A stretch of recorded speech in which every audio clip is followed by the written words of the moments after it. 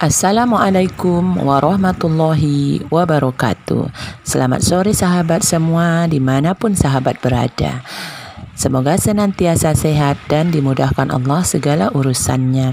Salawat dan salam semoga selalu disimpah curahkan Allah ke hadirat junjungan alam Nabi kita, Nabi Muhammad sallallahu alaihi wasallam.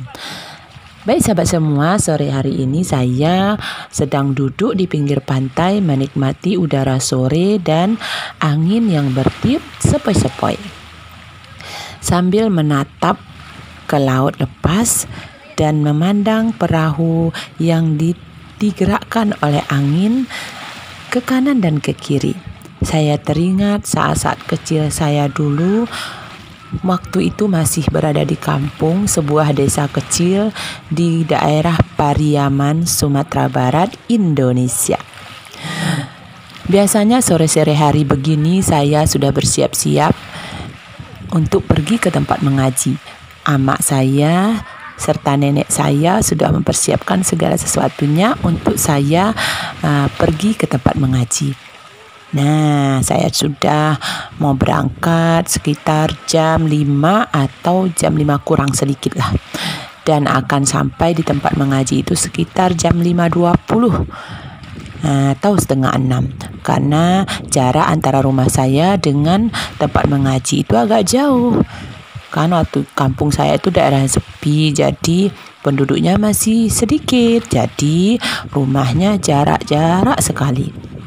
Nah, berangkat itu dari rumah sendirian. Nah, sambil ke tempat mengaji itu melewati beberapa rumah yang kebetulan anaknya juga sama mengaji dengan saya. Jadi ada teman deh. Nah, berangkat bersama sambil ngobrol, sambil cerita, tertawa. Seru sekali. Nah, sampai di tempat mengaji, sudah ada teman yang datang duluan. Kami berlomba untuk cepat datang. Kenapa begitu? Karena kalau datangnya cepat, bisa bermain lebih lama waktunya. Jadi kami datang lebih awal. Nah, sehingga kita bermain bersama. Seru sekali. Nah, menjelang waktu maghrib, karena waktu maghrib kita nggak boleh lagi berada di luar. Dan kebetulan pekarangan rumah tempat mengaji kami itu luas, jadi puas tempat bermain. Bermainnya bukan dengan peralatan yang seperti saat ini, ada ayunan segala macam tuh nggak ada. Hanya tempat yang luas aja halamannya, kami bermain bermacam-macam bermainnya. Seperti main kejar-kejaran, main lompat talinya dari karet, ada lagi main kelereng, ada lagi main sembunyi-sembunyiin kucing-kucingan, ada lagi main congkak, ada lagi yang main bola dan batu kerikil, main simbang kalau di kampung saya namanya. Nah, itulah sebelum waktunya masuk, kita bermain sepuasnya, ketawa, mengobrol segala macam. Pokoknya asik deh waktu itu. Masa kecil yang tidak akan terulang kembali tentunya. Nah, setelah waktu maghrib baru kita dipanggil semua masuk ke dalam rumah.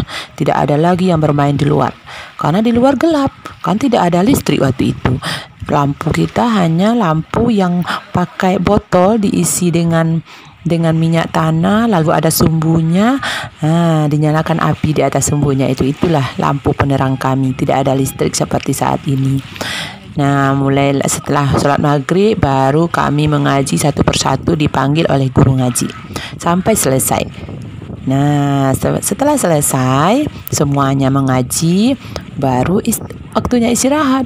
Nah, namanya kami anak-anak, sebelum istirahat pun masih sempat ngobrol, masih sempat cerita, masih hahaha sambil berbisik-bisik, karena guru ngaji kami sudah menyuruh kami tidur.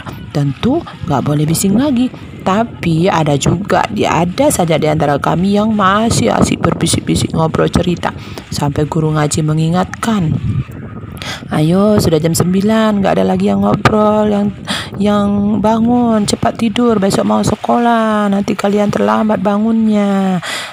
Mulailah satu persatu tidur, yang terdengar hanya dengkuran masing-masing.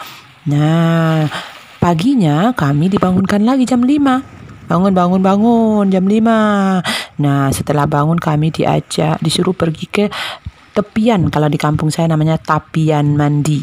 Nah, agak jauh juga dari rumah mengaji itu. Kita turun ke bawah, di situ ada sumur besar. Kita mandi di situ.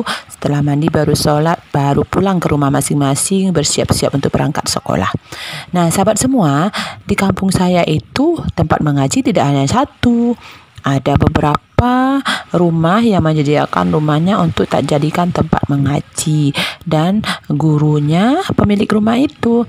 Dan saya kebetulan ada beberapa tempat ngaji. Pertama sekali saya mengaji itu bersama nenek saya. Saya panggilnya Uwo, dan kakek saya Ayah. Beliau lah mengajarkan guru pertama saya mengaji.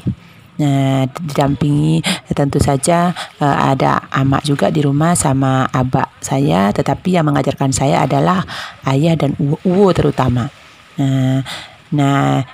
Setelah itu baru saya mengaji di tempat mengaji, ada namanya, kami memanggilnya itu Utiah Nisan almarhum. Kemudian ada lagi tempat mengaji Tek Tino, ada lagi tempat mengaji Uniang Umi, ada lagi tempat mengaji Ande Caya. Semua guru mengaji saya itu termasuk nenek, ayah dan uwo saya itu sudah menghadap Allah Subhanahu wa taala. Semoga Allah mengampuni segala dosa-dosa beliau dan menerima segala amal ibadah yang beliau lakukan, dan berkah ilmu ngaji yang sudah saya dapatkan dari beliau, baik saya sendiri ataupun teman-teman saya semua, semoga berkahnya mengalir sampai ke guru-guru saya semua. Semoga beliau diberi tempat yang mulia di surganya Allah, amin ya rabbal alamin. Itu sahabat semua, jadi tempat mengaji saya itu nggak hanya satu, banyak. Kenapa bisa banyak? Pertama ngaji di sini, pindah lagi tempat yang satunya. Kenapa bisa pindah? Ada karena teman kita pindah, kita ikutan pindah gitu ceritanya. Tetapi antara guru yang satu dengan guru yang lain itu tidak masalah, pindah ke sana juga boleh. Yang penting kita anak-anak harus mengaji semua, harus bisa baca Al-Quran, itu prinsipnya. Nah, satu lagi kelebihannya, kalau kita berbuat kesalahan di tempat mengaji itu, guru itu akan menegur kita. Dan kita waktu diserahkan ke tempat guru ngaji sama amak kita dibawain satu rotan. Rotan ini yang digunakan nanti untuk menegur kita. Nah, di saat kita buat kesalahan, guru kita memperlihatkan rotan, ini rotan, ayo bahasa. Tapi nggak dipukul, saya nggak pernah kena pukul sama guru saya. Nah, guru hanya menegur aja dan memegang rotan itu, tapi nggak pernah dipukulkan. Guru itu sangat sayang sama kita sebenarnya. Tapi kalau kita salah tetap ditegur, dimarah, tapi tidak sampai dipukulkan rotannya. Nah, kalau kita mengadu sama amak kita di rumah, dimarah guru, amak kita nggak bakal belain kita. Bahkan amak kita ikut memarahin kita lagi. Karena prinsipnya orang tua kita zaman dulu, guru itu tidak akan pernah marah kalau kita tidak buat salah. Nah, makanya kalau kita ngadu ke amak kita akan dimarahi lagi. Nah, begitu sahabat semua. Itu pengalaman kecil saya dulu. Bagaimana dengan sahabat semua? Tentu saja punya pengalaman yang menarik juga, bukan? Saya tunggu di kolom komentar. Silakan ditulis di sana. Oke deh sahabat semua. Besok-besok kita sambung lagi ceritanya. Terima kasih sudah mendengarkan dan sudah menonton video saya. Semoga bermanfaat. Assalamualaikum warahmatullahi wabarakatuh.